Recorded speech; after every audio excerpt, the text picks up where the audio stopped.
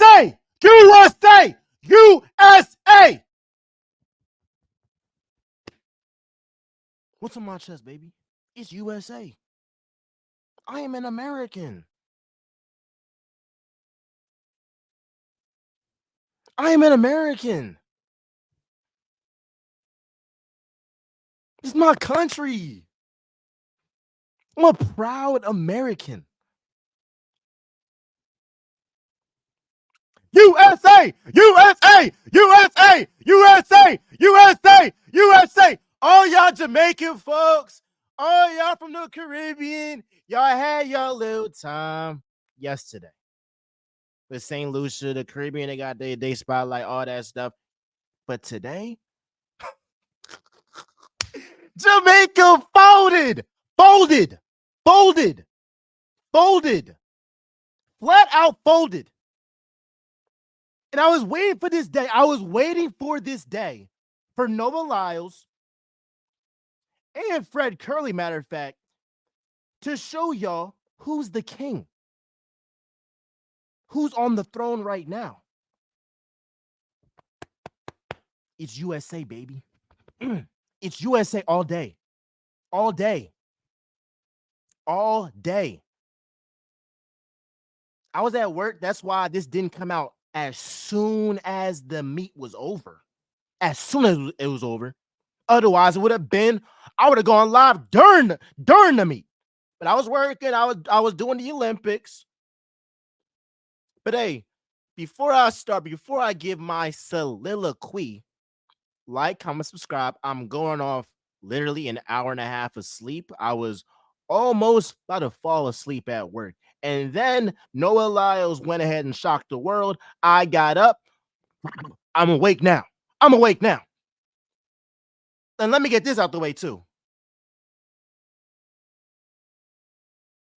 All the hate that Noah Lyles got from Americans was insane. It was insane.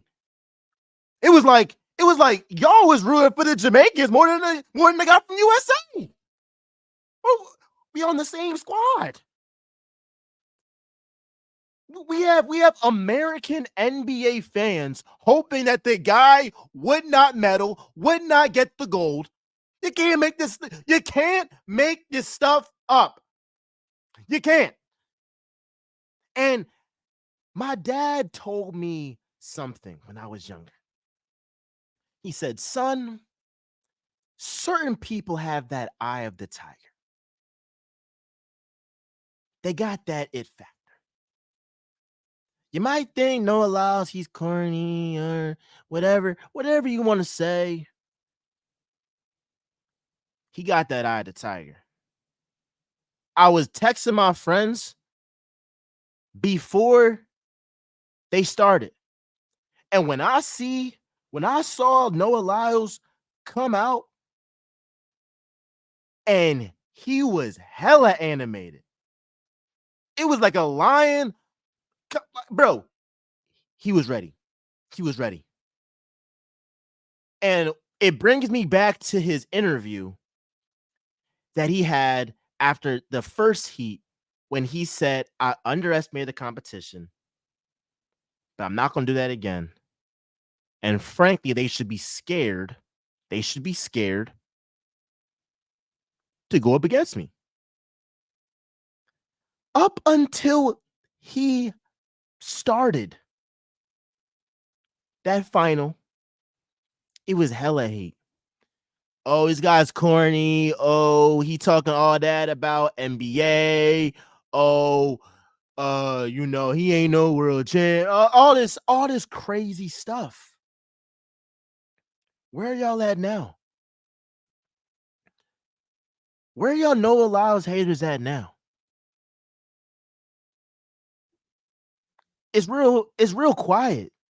It's real quiet here. Like, I'm just trying to figure out, like, and a lot of my friends, I done told you. Here's my thing. I ain't a betting man, but I want the whole squad to eat. What did I say? I told my guys, and I'm going, matter of fact, it's Sunday. It don't feel like Sunday because I work every day for the Olympics, but next week, I'm stamped gonna make a Discord. And I'm gonna just give y'all what I have, bro. I'm gonna just give y'all what I have. Is y'all money, y'all can do what y'all want. I told you, I'm like, the tide is turning. The tide is turning. And you have to be careful when the tide turns. What do I mean by that? It was becoming a consensus that the Bull Thompson, he was gonna win. It was coming a consensus that Seville, he was gonna place. I was like, no, that's what they want you to think. That's what they want you to think. They want you to give up on Noah Lyles. They want you to be like, oh, man, he was talking all that. He ain't got it. Some guys, they just thrive under pressure. I firmly believe that if there was a full out crowd in Tokyo, Noah Lyles would have won the gold in Tokyo for the 100 meters. No doubt about it. There's certain guys that they rise up to the occasion and feed off the energy off the fans. Now, a lot of guys, they say that. A lot of guys, they say that. They say they're him. They say that they're Himothy. But when it really comes down to like them palms get sweaty and it's like it's only you and what you said.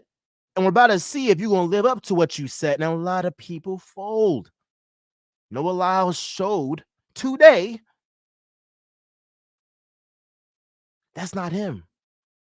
And he can talk however long he wants. However long he wants. And Team USA basketball on the men's side, y'all better handle business. Because it's going to be bad. If Noah Lyles, he won the gold in the 100 meters and y'all don't win the gold, oh my gosh. Now, again, I got USA basketball on my shirt, on my quarter zip. I want y'all to go ahead and get the gold.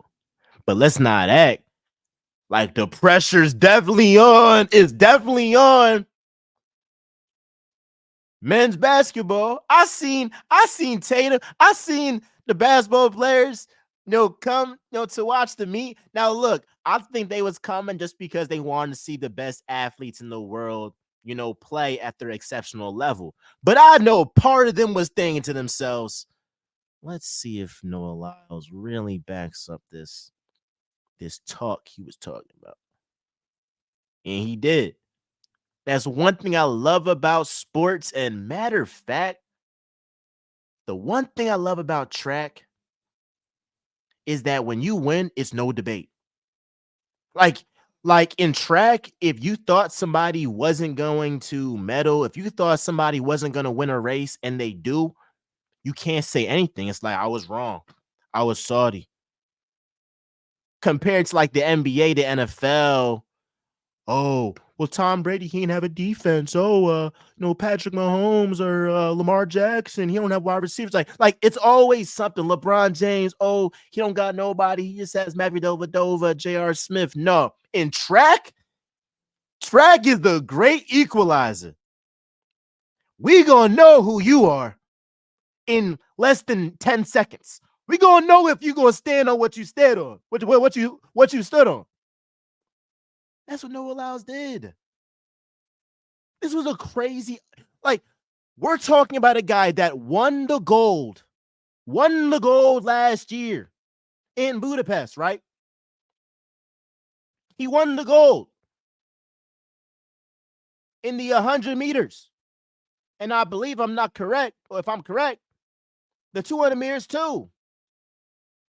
So he was already coming in solidified, the fastest man on the planet. And he was a plus 400 underdog to get the gold medal. That is flat out disrespectful. Now I get that like some guys like Thompson, like he was snapping in the semifinals in the first heat. Like he was snapping, and I'm not gonna blame somebody for thinking that he was gonna win. Hell, I thought after the 100 meters, I thought that he was the one that won. Then I was like, wait, that they still wait, they haven't confirmed nobody yet. They haven't confirmed nobody yet. And so we saw what happened, man. We saw what happened. We saw what happened. My man, Dion the GOAT. He said the NBA champions was not the world champions.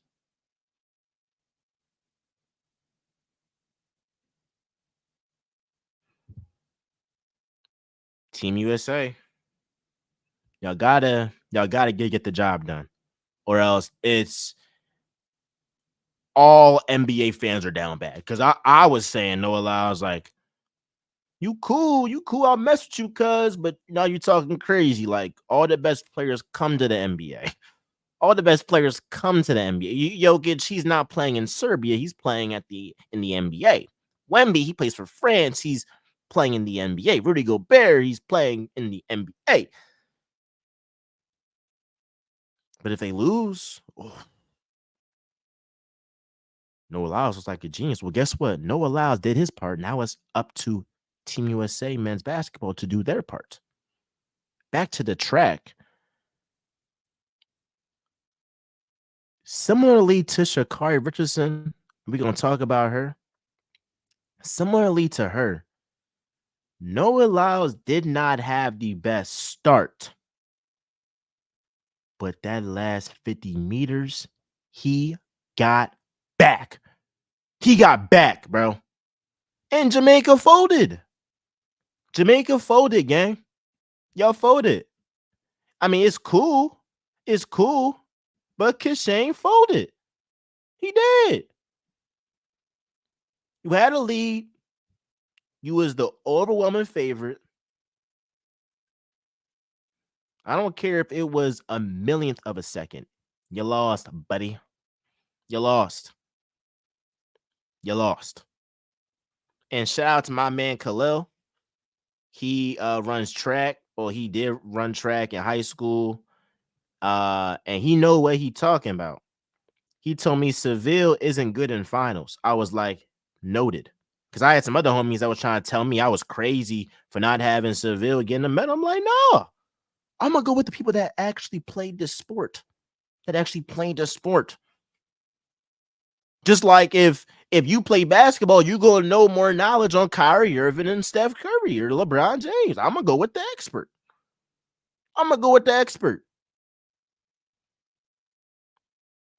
So, like, for eternity, I don't care if Noah Lyles loses every single race from now on.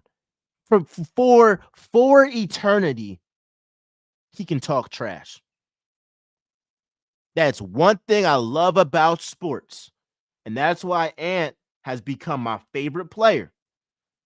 Guys that they talk trash and they back it up.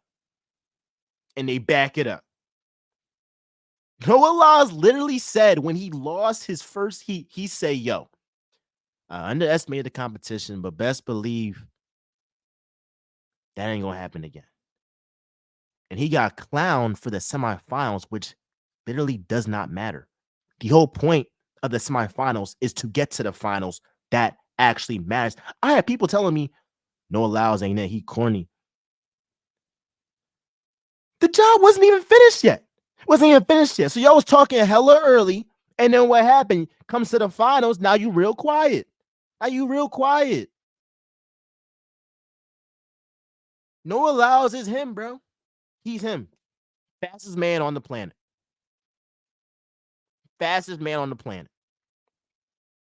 I salute him. He got my respect. He won me some money because I was like, bro, I'm trying to tell you, when he came out of that tunnel, look in his eyes, dog. Look in his eyes. That's the eye of the tiger.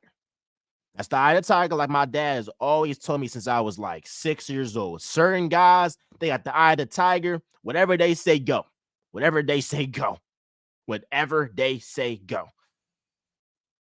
All right, let me damn.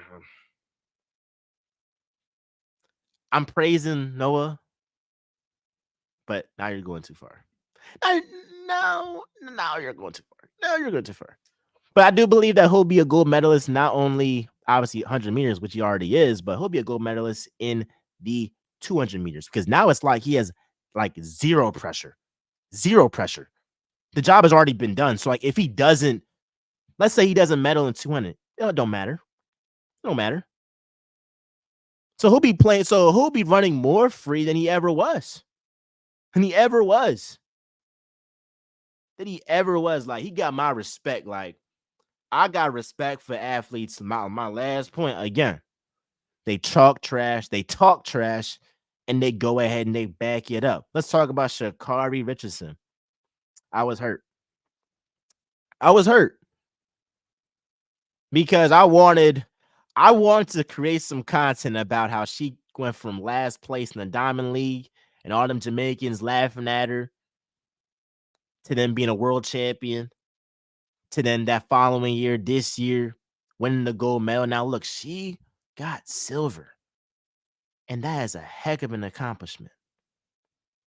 Heck of an like, heck of an accomplishment. But I would be lying if I would say that like my first reaction to Sha'Carri getting silver wasn't disappointment. I was like, dang. I was like, dang. I was like, dang.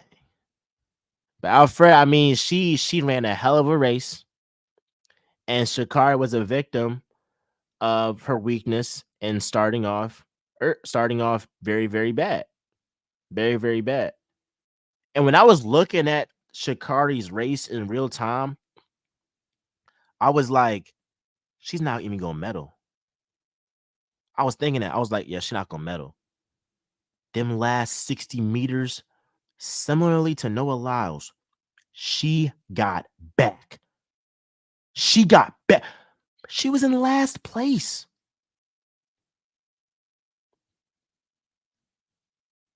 Like I was watching Shannon Sharp's podcast, and he I believe him or Justin Gatlin said something like Sha'Carri's top speed is up there with Flojo. It certainly is. It's right there. Like Sha'Carri at her top speed, greatest ever. Her and Flojo. Now, if I'm missing somebody, please correct me in the comments. Please fry me if I'm missing somebody. But I just feel like her top speed is ridiculous. And let me say this about Sha'Carri. Sha'Carri's race to get the silver medal in the Olympics is indicative of her journey to get to this point. Because in that race, she was in last place and she fought through somehow get second. Now, like I said earlier, initially I was disappointed, but then I'm thinking to myself, I'm like, you went from last place to then basically wipe out the competition, except for Alfred, but you essentially beat everybody else with a terrible start. It goes to show you that Sha'Carri's a fighter and she's not going to give up.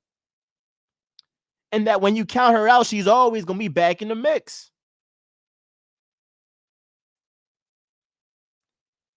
So, yes, like, was it picture perfect, Sha'Carri's race? No, it wasn't. It wasn't picture perfect. Obviously, like, the best scenario was for her to get the gold. But this race was picture perfect for her journey as a runner. For really her professional career, showing how much she perseveres, how much she fights to be successful. And a lot of times, when you're like in the thick of it, in whatever profession you're in, you don't appreciate what you have done. Like if you're a journalist, you might have wrote for the Eagles, for the Falcons, for the Sixers, for whoever, one for the New York Times, NBC, whoever. But you're always thinking to yourself, like, the next article, the next podcast, right?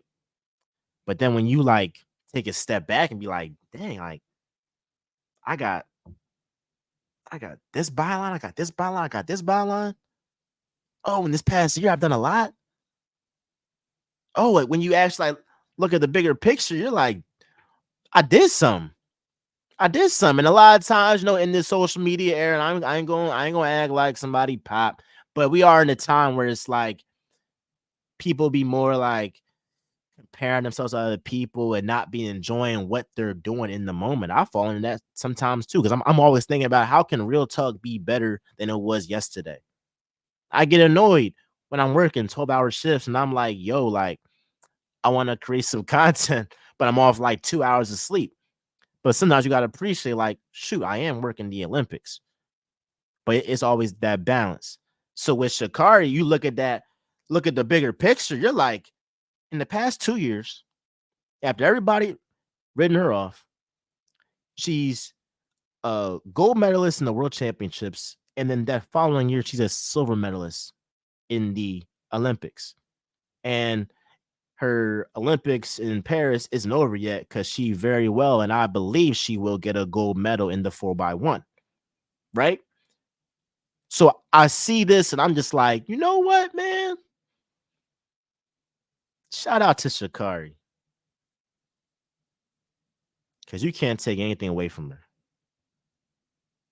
You cannot take anything away from her. Certified dog, certified dog.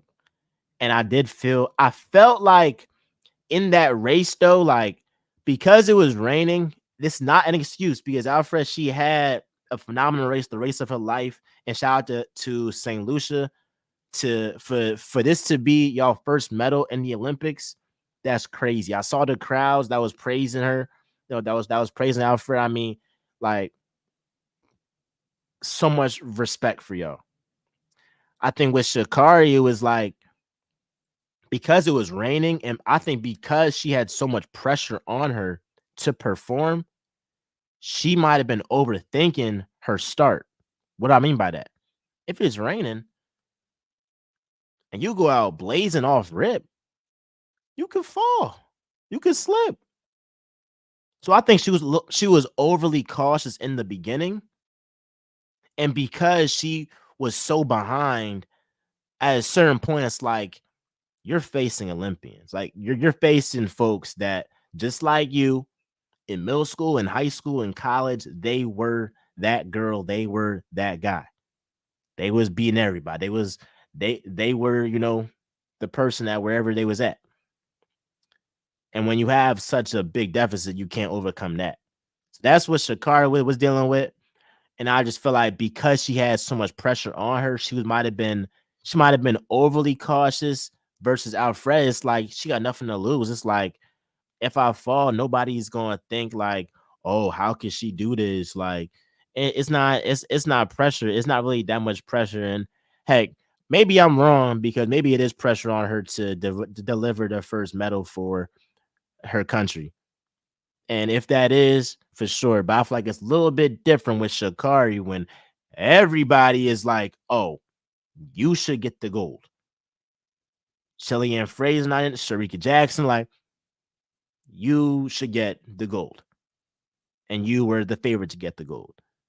You have that pressure versus somebody who's kind of under the radar, even though Alfreda's had a damn good season at Texas, but it's just a little bit different. But all in all, I'm proud of Sha'Carri.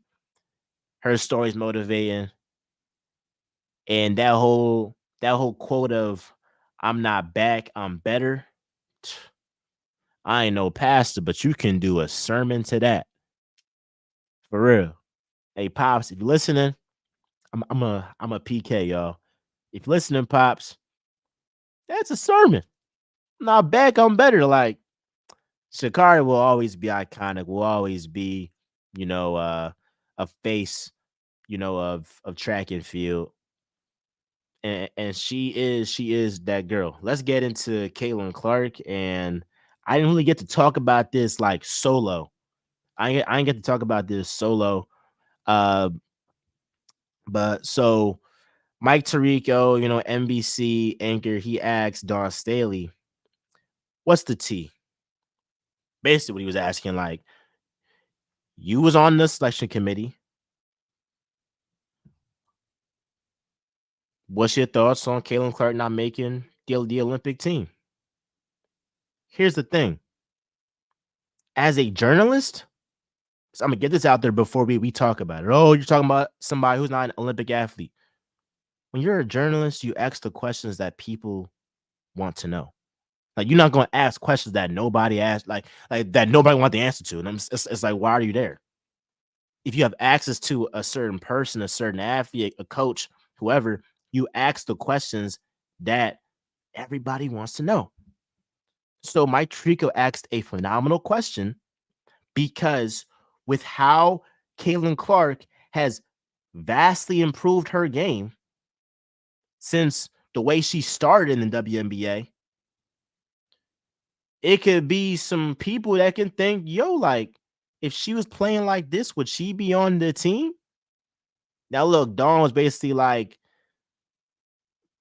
if she was playing the way that she's playing now, she would have a much better shot. I think in her head, she didn't say this. I think in her head, she was like, yeah, like, if Kaylin was playing like this, getting triple doubles, being a phenomenal playmaker, game one, like in the beginning of this season, she would certainly be on the team. So, like, she didn't say she would be on the team, but she was like, she would have a higher chance. And that's what pisses me off because I got ridiculed day in, day out for saying that I would want Caitlin Clark to be on the Olympic team. And if your whole premise is that, well, she don't deserve it because it's other people that have been in the league longer and she got to earn her stripes. All right. I mean, fine. But like, that's just not how life is. Like, people get internships just like, heck, just like Bronny. It's like Bronny. I mean, shoot, cuz averaged 4 points a game and got drafted to a guaranteed deal. It was like 4 years, 8 million. Nobody's doing that if he wasn't, if he had the connections he had. So with Caitlin Clark, it's like not only would she be a top 5 most popular athlete in Paris, like top 5, like it would be Bron, Sha'Carri, Simone, Caitlin Clark would be there. And honestly, if we keep him in a stack, Alona Mar is probably top 5. And if you don't know who that is, look her up. She's actually pretty dope. She's a rugby player. The USA helped lead us to our first medal ever in rugby. She be doing her thing, and she's definitely putting on for girls who, more bigger and all that stuff. But I ain't about to get into all that. But she be doing her thing. But Caitlin Clark would instantly be a top 5 most popular, athlete. But my problem was people would try to act like because you want like Caitlin Clark, basically like if Caitlin Clark's on the team, it's a drop off. Like it's not, it wouldn't have been. I said that before Caitlin was playing the way that she is now. I was like, if she's on the team, it's not going to be like a crazy drop off. If that, like, it's not going to be a crazy drop off. And then what happened? She played better. And I don't think anybody in their right mind is saying that if Caitlin Clark was on this team, that they would lose to Germany. Like, come on. Like, come on. And Diana Taurasi should have hung it up. Should have hung it up. Because when I'm looking at how the whole Olympics could have marketed women's basketball more with Caitlin, like, facts are facts. Facts are facts. It would have been through the roof. It would have been through the roof. Caitlin would have had girls from France in the stands thinking like I could shoot from 30. There's probably folks all over Europe that came for the Olympics. It would have globalized the game something crazy. And so I firmly stand on that. And I'll even add this too. Angel Reese should have been on the team with Caitlin Clark because both of them are not that far off, if far off at all, from the folks on this team. Like Thompson or Angel Reese. I give Alyssa the nod, obviously, but she's not like miles better than Angel. You know what I'm saying? Like she's not miles better. That's like, nah, we can't do that. We can't do that. So they dropped the ball. They dropped the ball. And it's no people admit when they're wrong all the time. People admit when they're wrong all the time. But I firmly believe that if you look at their games and take your feelings out, just put the facts in. Oh, somebody, oh, they don't deserve this opportunity. Nah. Just look at it, just off the facts. Women's basketball, which is in a very, very good place right now, would be in a way different stratosphere if they had Kaylin and Angel on the Olympic stage. And I stand by that 100%. And I'll never back off of that. Never. So look, this Olympics has been amazing. I'm gonna do a bonus for y'all because I can't believe I haven't talked about her after what she did off that vault. Simone Biles is the best athlete of this generation, for sure. I mean, it's not close. It's not close, bro. And like the thing is like she literally has. I'll read this. It's from Reuters. Biles arrived in Paris as the world's most decorated gymnast, and she has reached new heights as she now owns an incredible 40 world and Olympic medals. That's 40 at the time of this recording. 40 at the time. It's going to be, I think she's doing the floor is going to be 41. It's going to be 41. And I don't know if she's doing another one. Is she doing the beam? Uh, Simone Biles individual events. Let's just see. She's here. Yeah, exactly. So she's on the beam and the floor. So she's gonna walk away. Yep, I got you, bro. I got you. We gonna talk Eagles. We gonna talk Eagles after I get this Simone Biles greatness out the way and give her much deserved due diligence. But Simone's at 40 world and Olympic medals. She'll be at 42 by tomorrow. And it's like what she's able to do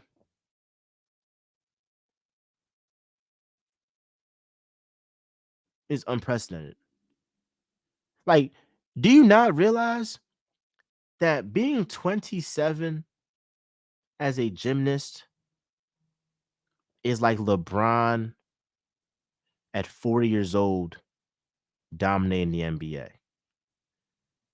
Now, Bron, he's a GOAT in his own right. He's doing things we have never seen. But Bron ain't winning championships. Simone Biles is winning championships at 27 years old. Think about that. The prime of a gymnast is 16, 17, right? She's 10, 11 years past what folks believe is the prime for a gymnast.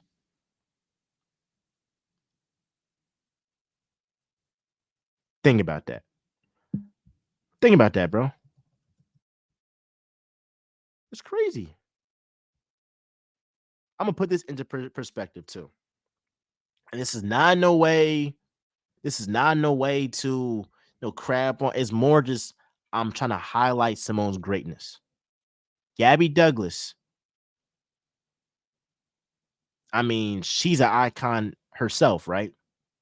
Literally, I saw firsthand. I got two younger sisters. I saw firsthand how Gabby Douglas made my sister want to do gymnastics.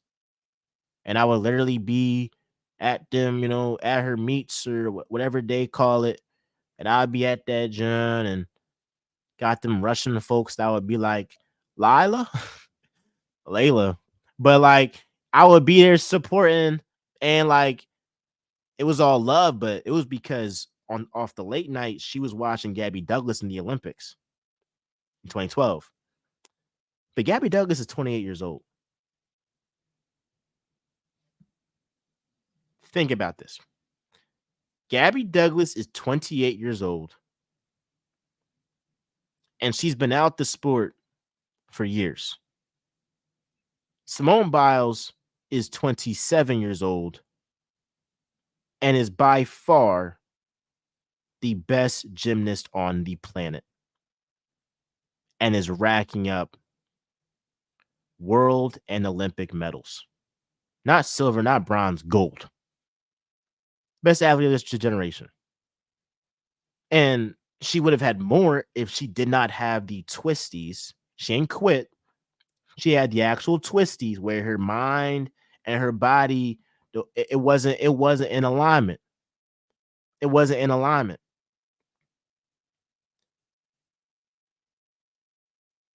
Like gymnastics is not the sport that you can be playing around and be like, yeah, my head not in the game right now, but I'm gonna just give it a go. That's why I get on Ben Simmons so much. Cause like all you gotta do is shoot the ball. That's that's all you gotta do is just shoot the ball. You ain't doing flips.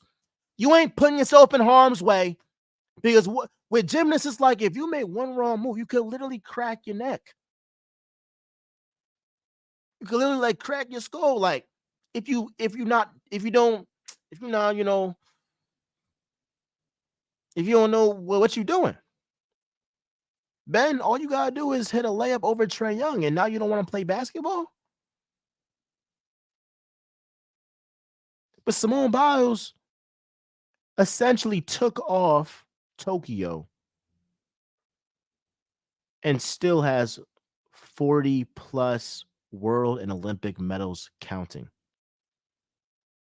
Simone Biles is one of one, the greatest of all time, the greatest athlete of this generation.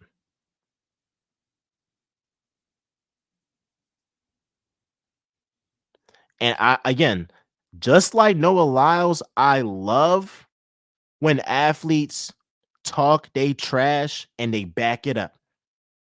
Because what Simone Biles did in that caption when she said lazy, lack of work ethic, Olympic gold medalist. And Shawty wasn't talking about her. She said folks outside of Simone Biles. She was sticking up for her teammates. Then she's like, oh, Shawty got mad. She blocked me. And then the next day, or like the next 2 days after that, wins gold in the all around. Wins gold in the vault. 3 for 3. 3 for 3. Come on.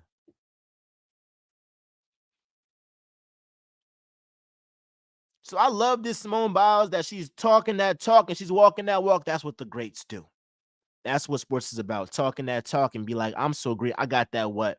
That eye of the tiger that I can say what I'm going to do and I'm going to do it. Simone Biles is 101, bro. It's 101. And you don't have to have her as the best athlete of this generation, but if you don't have Simone Biles as a top 3 athlete of this generation, you're lying to yourself. You capping. I'm just sorry. Her resume speaks for itself. Talking about 40 world and Olympic medals and counting. 40, bro. I'm 23 years old. So she has 17 more chips than me. Than my age. Yeah, Brady, he got 6. Braun, he got 4. Michael Phelps got what, 28, whatever. 40, bro. 40.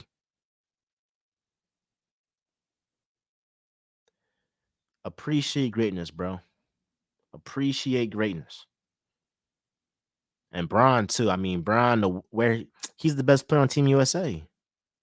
Me and Kobe was talking about that the other day. Like he's the best player on that gym. He be going crazy. I want to lastly talk about the Philadelphia Eagles real quick. And I feel very good about the Philadelphia Eagles. Y'all are going to eat y'all words about Jalen Hurts. It's just funny to me that certain guys like Joe Burrow get the benefit of the doubt when he's accomplished as much as Jalen Hurts. They've accomplished the same amount. What boggles my mind about Eagles haters, oh, y'all had a historic collapse. What bothers me about that is that y'all only look at the box score. You only look at, oh, the Cardinals game, the Giants game, the Bucks game. But if you look at the Eagles' losses and you don't equate that to coaching, I'll say it again, and the light is shining because the sun knows I'm right. The sun knows I'm talking that talk right now.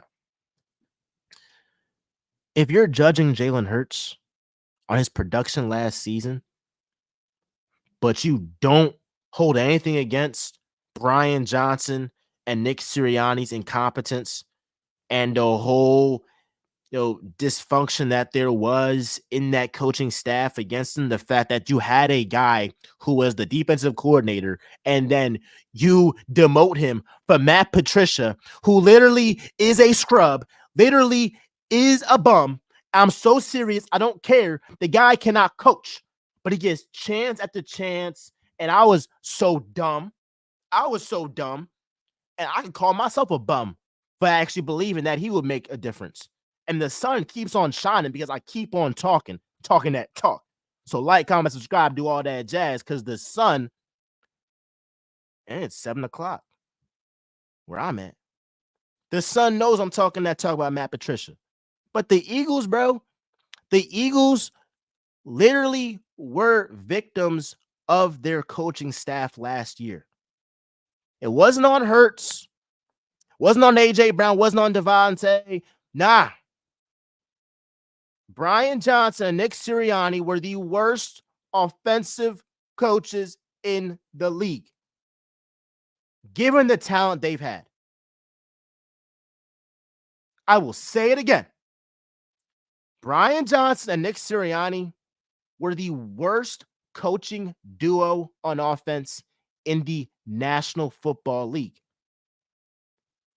The Eagles only won double-digit games last year because their roster was so talented. I mean, it was a given they was going to win some games. But when it really came down to coaching and really getting other guys open besides Devontae and AJ Brown, who simply, are unguardable, the Eagles had zero answers. Now, obviously, Jalen Hurts, he has to get better at picking up the blitz for sure. And it's going to be a little bit harder this year because you don't have Jason Kelsey who can pick that up for you. You're going to have Cam Jurgens, who's younger, who's not as experienced. But look, the way that I've heard about Jalen Hurts in training camp, I've heard Jalen Hurts has been lights out during training camp. And I'm not surprised. Like anything Hurts does should not be a surprise. He's a Super Bowl caliber quarterback. He just happened to go against the greatest quarterback of this generation and potentially the greatest quarterback of all time. That's what happened. And maybe if James Bradbury didn't just flat out sell us, maybe that could have helped us too. Hurts is that guy, man. Devontae Smith is going to take a major leap next season. And I don't know what it is, this whole narrative that AJ and Devontae are like, they're not on one accord. I don't know what that is about, but it's just simply not true. AJ wants Devontae to get touches so that he's not doubled. AJ wants Saquon Barkley. Devontae wants Saquon to go crazy. Because if you guys stack the box and then you got single coverage on Devontae and AJ, oh my God, you are cooked. I expect this Eagles offense to be the best offense in the National Football League. Saquon Barkley is going to have that CMC type of impact. And if you don't believe that, you're either a Giants fan or you're delusional. We've said this all offseason. If Saquon was able to do what he did, if Saquon was able to do what he did in his career with the Giants O-line, what do you think he'll do with the Eagles O-line? What do you think he'll do with the competent quarterback? What do you think he'll do with competent wide receivers? And far from competent, we're talking about some of the best wide receivers in the freaking league. You got AJ, who's top 3, top 4, top 5 at worst, and you got Devontae, who I believe is top 10. And he will prove that. It'll be set in stone next year. For sure. For sure.